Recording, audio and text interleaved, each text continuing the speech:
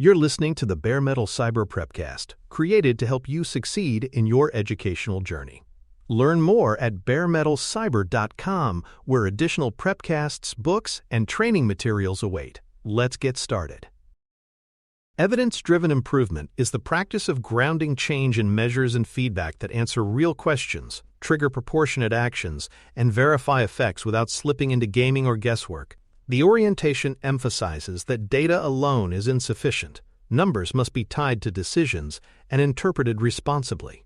Rather than accumulating dashboards of trivia, evidence-driven practice focuses on what helps teams prioritize, mitigate, or redesign. Measures should guide, not decorate. Feedback loops then close the gap by showing whether intended improvements truly worked. This discipline builds trust because progress is not claimed but demonstrated. It also prevents waste, as energy is directed toward validated changes rather than speculation. Evidence-driven improvement transforms metrics from abstract reporting into instruments of accountability and learning. Done well, it makes decision-making transparent, rigorous, and adaptive, turning evidence into a shared foundation for continuous improvement across teams and stakeholders. Decision-first design is the anchor of evidence-driven practice.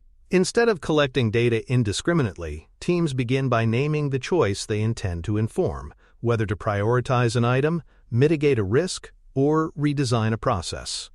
For example, if the decision is whether to invest in stabilizing a pipeline, relevant measures might include failure frequency, average retry cost, and incident exposure. Without a decision lens, metrics become trivia, interesting but unused. Decision-first design ensures that measures are chosen for utility, not for curiosity. It also clarifies to stakeholders why data is being collected, strengthening trust and engagement. This approach prevents metric sprawl, focusing attention on signals with direct impact on choices. By starting with decisions, organizations align measurement with purpose, ensuring that evidence is relevant, interpretable, and actionable. This clarity transforms metrics from distractions into tools that reliably guide improvement. Outcome-aligned metrics ensure that measurement reflects value, reliability, and risk posture rather than superficial activity counts. Outputs like features shipped or hours worked may be easy to track, but they rarely capture whether outcomes improved. For example, delivering 10 features means little if customer satisfaction and adoption remain flat. Outcome metrics tied to benefits reduced lead time, higher first-pass yield, fewer escape defects, stronger compliance evidence. Outputs are used only when they have a causal link to outcomes, such as cycle time predicting delivery predictability. This focus prevents the vanity metric trap, where numbers look good but signal nothing meaningful. By emphasizing outcomes, organizations make evidence relevant to customers, regulators, and stakeholders. Outcome-aligned metrics reinforce that improvement is not about motion, but about impact. They shift energy toward what truly matters, creating value, reducing risk, and sustaining reliability. Baselines and targets provide the reference points necessary for honest comparison. A baseline captures the current state distribution of lead times, defect rates, or adoption levels, while a target defines the desired range. Without baselines, organizations cannot know whether a change represents progress. Without targets, success becomes subjective. For example, if lead time currently averages 60 days, a target of 40 creates clarity about ambition. Recording baselines also prevents selective memory or post-hoc redefinitions of success. Targets anchor accountability, ensuring improvements are assessed against explicit criteria rather than vague satisfaction. By setting both, teams build credibility and fairness into evidence-driven improvement. Baselines and targets make metrics meaningful, turning them into compasses rather than ornaments. They show whether cycles are moving the system toward desired states, and provide transparency when results fall short, preserving trust through clarity. Pairing leading and lagging indicators provides a balanced view of progress.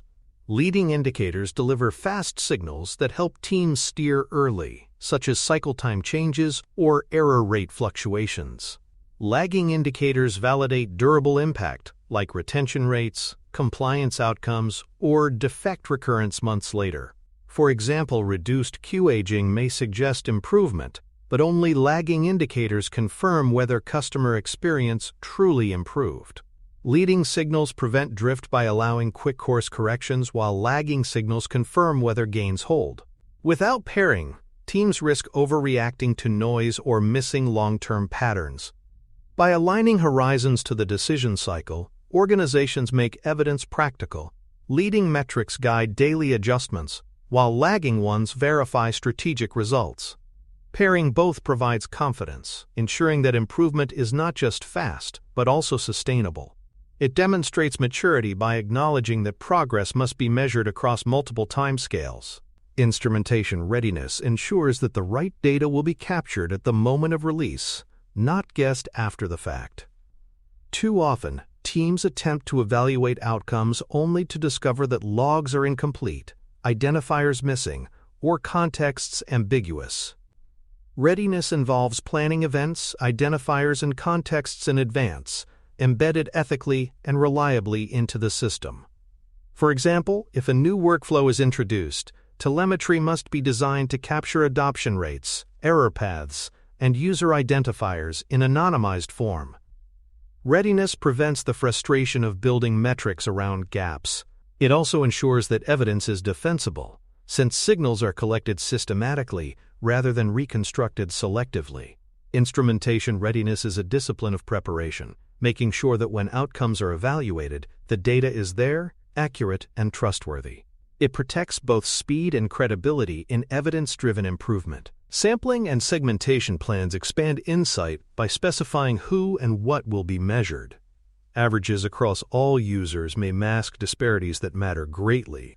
For example, a feature may show high adoption overall but fail among accessibility users or in a specific region. Sampling defines which cohorts will be observed, while segmentation ensures results are broken down by relevant categories. This practice turns measurement into diagnosis, revealing whether benefits are equitably distributed or where hidden tail pain persists. Plans also prevent bias, as measurement design explicitly addresses who is included and who is not. By embedding sampling and segmentation, organizations avoid misleading conclusions.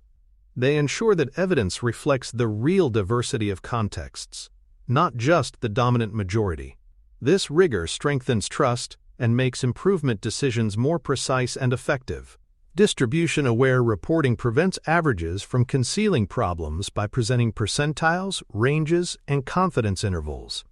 For example, reporting that the average page load is 2 seconds may look acceptable, but if the 95th percentile is 12 seconds, a significant cohort is suffering. By showing spreads, organizations capture both central performance and extremes. Confidence intervals add nuance, revealing uncertainty rather than overstating precision. Distribution-aware reporting shifts focus from flattering single points to the lived reality of users and systems. It helps teams prioritize where action is needed most often in the tails where risks concentrate. This practice demonstrates honesty, acknowledging both strengths and weaknesses. By reporting distributions, organizations preserve credibility and ensure that decisions respond to full evidence.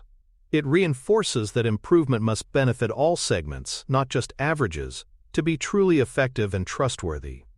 Anti-gaming guardrails acknowledge Goodhart's law. When a measure becomes a target, it risks distortion. To counter this, organizations separate metrics used for learning from those tied to incentives. For example, defect counts may inform improvement but should not drive individual bonuses, as this creates incentives to underreport. Guardrails also include publishing definition change logs, making adjustments transparent to avoid silent shifts that undermine comparability. By designing guardrails, organizations maintain the integrity of metrics. They signal that numbers exist to improve the system, not to police individuals. Anti-gaming practices build trust, as participants know measures are for learning, not punishment. They protect against manipulation that erodes credibility. Guardrails preserve the value of evidence, ensuring that it remains a tool for honest decision-making rather than a distorted scoreboard. Causal confidence strengthens improvement decisions by distinguishing correlation from causation. For high-stakes changes, methods like matched cohorts, interrupted time series, or controlled comparisons provide evidence that the observed effect was truly due to the intervention.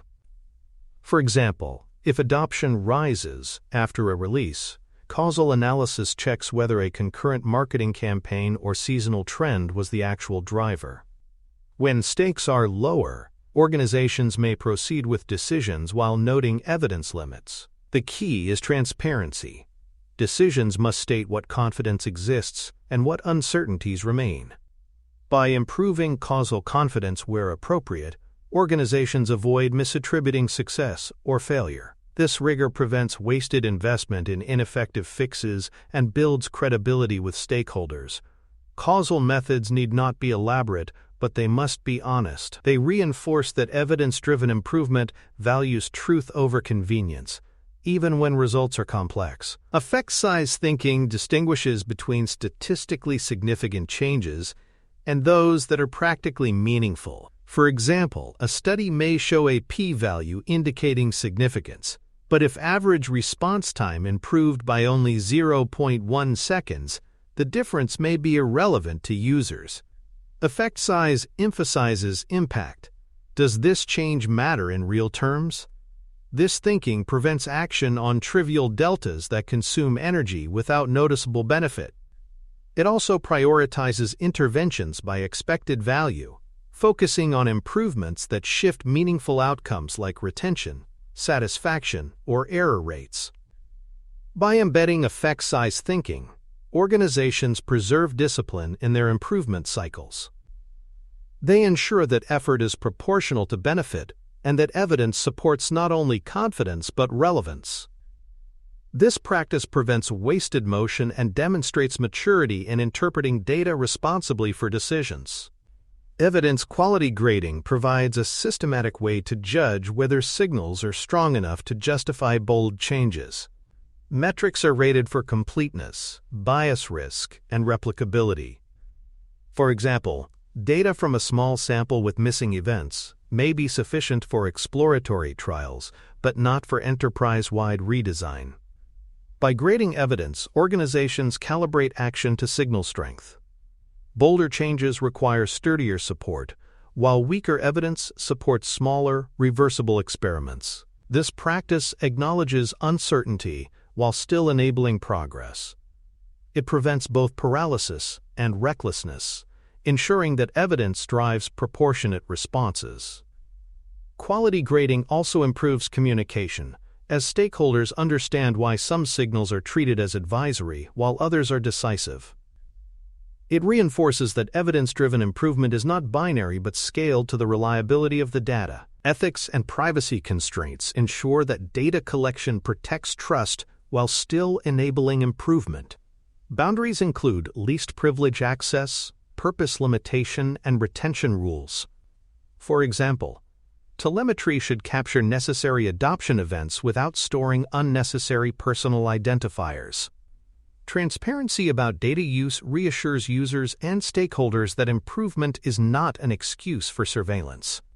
Ethics in measurement align with broader responsibilities, ensuring that organizations do not externalize harm in pursuit of efficiency. By bounding data collection, organizations balance learning with respect. This practice strengthens credibility, as users see that their privacy and fairness are valued. Ethical constraints demonstrate that evidence-driven improvement serves both outcomes and people, embedding trust as a core design principle. They protect against short-term shortcuts that erode long-term legitimacy, ensuring improvement remains sustainable and defensible. Stewardship and ownership make metrics accountable by assigning named curators for each measure. A steward defines the metric, maintains its pipeline, and answers questions when issues arise.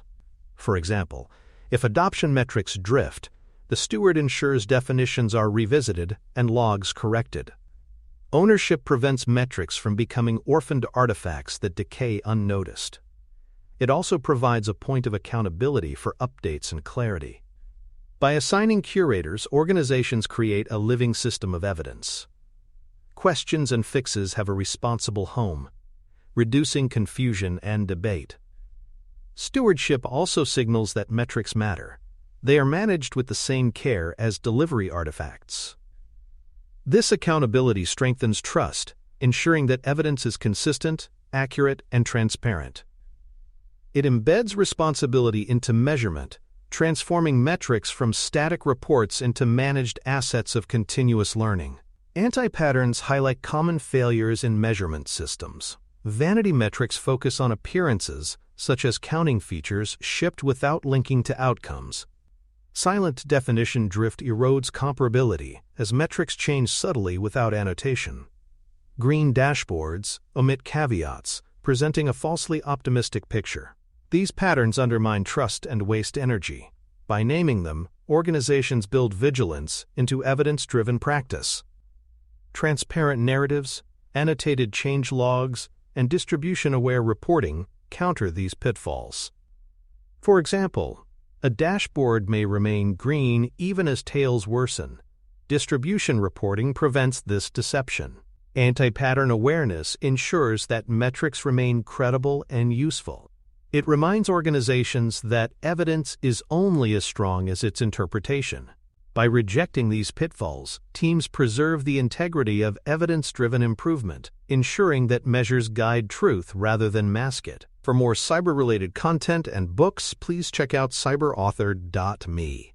Also, there are other prepcasts on cybersecurity and more at baremetalcyber.com. Narrative dashboards elevate evidence from raw numbers into context-rich tools that support interpretation and action. Instead of presenting charts alone, each dashboard element includes plain language explanations of purpose, scope, caveats, and expected actions. For example, a defect rate chart might note that recent increases coincide with a tool migration, cautioning against overreaction. Narratives also highlight what decisions the signal should inform, such as backlog prioritization or safeguard reinforcement. This framing ensures that audiences do not misinterpret signals or assume certainty where none exists. Narrative dashboards democratize evidence, making it accessible to non-specialists while still useful to experts. They build transparency by acknowledging uncertainty and providing context. By pairing numbers with narratives, organizations prevent dashboards from becoming misleading decorations. They transform them into instruments of trust, enabling stakeholders to act on evidence with clarity and confidence rather than speculation. Thresholds and triggers transform metrics into operational tools by converting ranges into if-then rules that drive proportionate responses. For example, if average queue age exceeds a set threshold, a trigger may require immediate review or additional staffing. If defect clusters surpass tolerance, backlog items must shift toward remediation. Triggers prevent ambiguity, ensuring that signals lead to consistent action rather than ad hoc debate. They also reduce latency, as responses are predefined and automatic once thresholds are crossed. By routing evidence to backlog changes, safeguards, or confirmatory experiments, triggers make metrics consequential. Ownership and dates ensure accountability, linking each trigger to responsible stewards. This discipline prevents metrics from becoming passive indicators. It ensures that data actively shapes behavior. Thresholds and triggers reinforce the principle that evidence-driven improvement is about action, not observation, turning measurement into a direct driver of change. Experiment-first responses provide a cautious way to act on ambiguous signals. Instead of committing to sweeping changes based on uncertain evidence, teams run small, reversible trials. For example, if telemetry suggests rising error rates, a team may trial a monitoring tweak in one environment before applying it broadly. Experiment-first responses increase confidence by validating whether a suspected cause-and-effect relationship is real. They also minimize risk, as reversibility ensures that failures do not harm the system. This practice embeds humility into evidence-driven improvement, acknowledging that not all signals are fully understood. By treating responses as hypotheses rather than conclusions, Organizations preserve flexibility. Experiment first responses also accelerate learning, as smaller tests produce faster feedback loops. They ensure that decisions remain evidence-backed while protecting stability, reinforcing a culture of safe, adaptive experimentation in pursuit of improvement. Playbooks compress response time by mapping common signal patterns to tested actions. For example, a playbook might specify that aging spikes require WIP limit reviews, defect clusters trigger targeted RCAs, and saturation signals demand capacity checks. By codifying these responses, organizations reduce cognitive load during stressful moments and ensure consistent handling across teams. Playbooks transform experience into reusable guidance, preventing rediscovery of solutions each time signals appear. They also promote fairness, ensuring that similar issues are treated with similar rigor regardless of who observes them. Playbooks provide a foundation of tested responses while still allowing adaptation to context. They accelerate the path from observation to proportionate action, building organizational confidence in evidence-driven practice. By embedding response patterns, playbooks turn learning into institutional memory, ensuring that every recurrence is handled faster, safer, and with greater consistency than the last. Review cadence builds rhythm into evidence inspection, preventing both neglect and overload. Brief, predictable forums weekly for operational signals, monthly for systemic outcomes. Provide dedicated space for interpreting metrics, resolving disagreements, and recording decisions. For example, a weekly review might examine flow efficiency, while a monthly session focuses on adoption and compliance metrics. Cadence ensures that evidence is not left to chance, where urgent delivery displaces reflection. It also creates accountability, as stakeholders know when and where decisions will be discussed. Review cadence balances responsiveness with sustainability, embedding vigilance into routine. It prevents crises by catching drift early while avoiding constant analysis that exhausts teams. By anchoring reviews to a rhythm, organizations sustain evidence-driven improvement as a continuous practice. Cadence turns evidence interpretation into habit, reinforcing its role as a core part of delivery rather than an occasional exercise.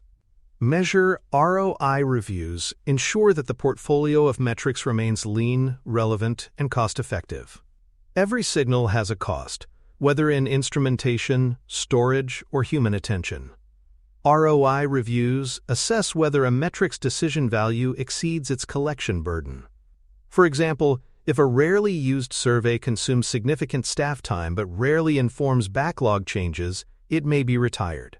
Conversely, high signal metrics may be sharpened or expanded. ROI reviews prevent metric bloat, where dashboards overflow with numbers that distract more than they inform. They also ensure that attention is spent where it yields the most insight. By pruning low-value measures and refining others, organizations keep evidence fresh and credible. ROI thinking reframes measurement as an investment. Metrics must earn their place by informing real decisions. This discipline sustains trust and focus, ensuring that evidence drives outcomes rather than consuming resources aimlessly. Cross-team comparability preserves fairness and coherence in evidence-driven improvement. Without shared definitions, metrics cannot be aggregated or compared across groups. For example, if one team defines cycle time as coding only and another includes testing, roll-ups mislead. Comparability requires a shared dictionary of metrics, consistent scopes, and annotated changes when definitions evolve. This consistency allows portfolio-level views, benchmarking, and systemic diagnosis. It also prevents conflicting claims, where teams present incompatible interpretations of progress. Comparability does not demand rigid uniformity. Teams may track additional signals locally, but for shared measures, alignment is essential. By embedding comparability, organizations build a common language of evidence. This strengthens trust and ensures that improvement decisions are based on coherent truth rather than fragmented stories. It transforms measurement into a unifying framework rather than a source of confusion or rivalry. Backlog integration ensures that evidence directly shapes what is built, not just what is reported. Metrics must influence priorities, acceptance criteria, and risk entries, otherwise they remain ornamental. For example, if rework rates rise, backlog items must include root cause analysis and systemic fixes. If adoption metrics fall, backlog features may shift to improve onboarding or usability. Integration closes the gap between observation and action, embedding evidence into the delivery system itself. It also makes progress visible, as improvements become traceable from signals to backlog items to outcomes. Without integration, dashboards risk becoming isolated reports with no effect. With integration, evidence becomes the compass guiding delivery choices. Backlog linkage reinforces accountability, ensuring that observed problems are addressed, not just acknowledged. It demonstrates that evidence-driven improvement is not commentary but direction, continuously shaping the flow of value. Post-change verification confirms whether improvements achieved their intended effects. After a reduction or redesign, metrics must be compared against expected ranges. For example, if a policy simplification was intended to cut approval wait times by 30%, verification checks whether this occurred. If not, rollback or redesign may be triggered. Verification prevents premature celebration, ensuring that changes are validated in practice, not just theory. It also builds trust, as stakeholders see evidence that improvements are scrutinized rigorously. Verification closes the loop, demonstrating that learning cycles are disciplined and complete. This practice reinforces accountability, showing that organizations do not simply declare success but prove it. Post-change verification turns evidence into closure, confirming whether outcomes were achieved and providing clarity for next steps. It ensures that improvement is cumulative, not fragile. Triangulation combines multiple evidence sources to increase validity and reduce blind spots. Telemetry provides quantitative patterns, qualitative feedback offers nuance, and frontline observations highlight lived experience. For example, rising defect rates may suggest instability, but interviews might reveal that users perceive issues differently, and frontline staff may observe stress and handoffs. By integrating these perspectives, organizations create a fuller picture of reality. Triangulation also prevents over-reliance on any single signal, which may be biased or incomplete. It acknowledges complexity, ensuring that conclusions reflect multiple dimensions. This practice strengthens confidence in decisions, as actions are based on converging evidence rather than isolated metrics. Triangulation demonstrates maturity, showing that improvement is not simplistic but holistic. It transforms measurement into understanding, increasing the likelihood that decisions truly address root causes and improve outcomes sustainably. Stakeholder communication ensures that evidence is shared responsibly, with clarity, humility, and next steps. Results must be presented with caveats, not overconfidence. For example, a report might note, cycle time improved by 15%, though 95th percentile delays remain high. Next steps: pilot WIP, limit tightening. This transparency preserves trust by acknowledging progress and remaining gaps. Communication also tailors language to audience, plain summaries for executives, detailed distributions for teams. It prevents misinterpretation and speculation, ensuring alignment. By sharing evidence openly, organizations reinforce accountability and credibility. Communication also reinforces culture, showing that evidence-driven improvement values honesty as much as speed. Stakeholder engagement becomes not just about reporting outcomes, but about involving the organization in shared learning. By presenting results responsibly, organizations strengthen resilience, building trust that decisions are guided by both data and judgment. Measure Evolution recognizes that metrics must adapt as strategy and risk profiles change.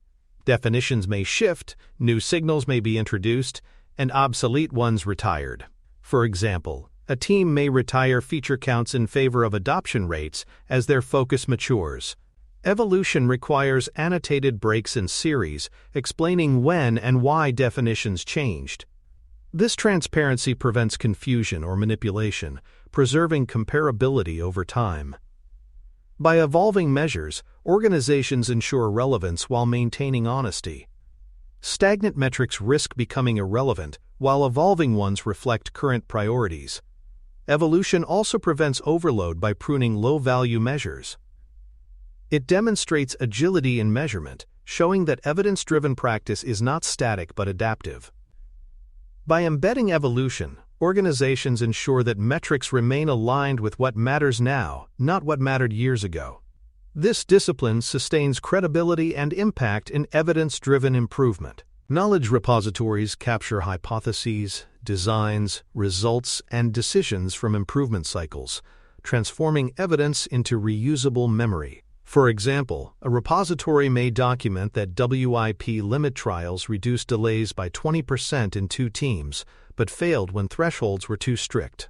These patterns become templates for future cycles, preventing rediscovery and accelerating progress. Repositories also preserve transparency, showing stakeholders how decisions evolved. They democratize knowledge, making insights available beyond individual teams or leaders. By curating evidence systematically, organizations multiply the value of each experiment. Learning compounds across cycles, building organizational intelligence. Knowledge repositories turn evidence from ephemeral snapshots into enduring assets, strengthening long-term capability. They ensure that evidence-driven improvement is cumulative, not fragile, by preserving both successes and pitfalls as guidance for future decisions. Success signals demonstrate that evidence-driven improvement is working. Indicators include faster time to informed action, fewer reversals caused by overlooked evidence, and sustained improvements in outcomes like reliability, adoption, or compliance.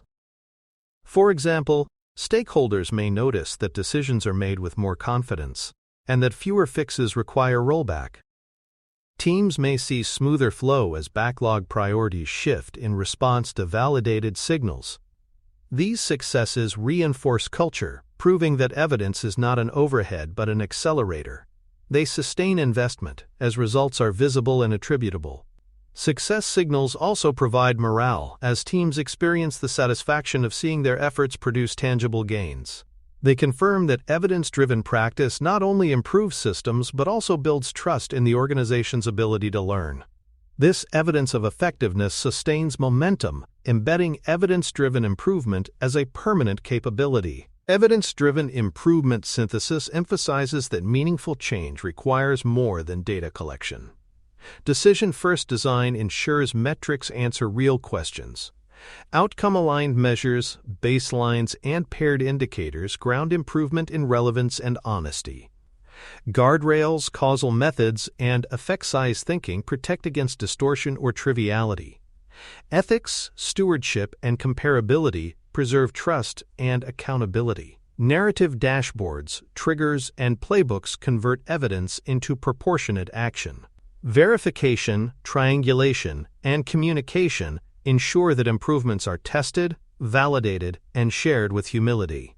Evolution and repositories sustain learning, while success signals confirm impact. Together, these practices transform measurement from ritual into a compass. Evidence-driven improvement becomes not just about seeing the system, but about changing it responsibly. The result is faster, safer, and more reliable delivery, guided by feedback that is honest, ethical, and verifiable, turning observation into progress, cycle after cycle. Thanks for tuning in to the Bare Metal Cyber Prepcast, your trusted source for cybersecurity news and insights. Remember to subscribe at baremetalcyber.com so you never miss an update.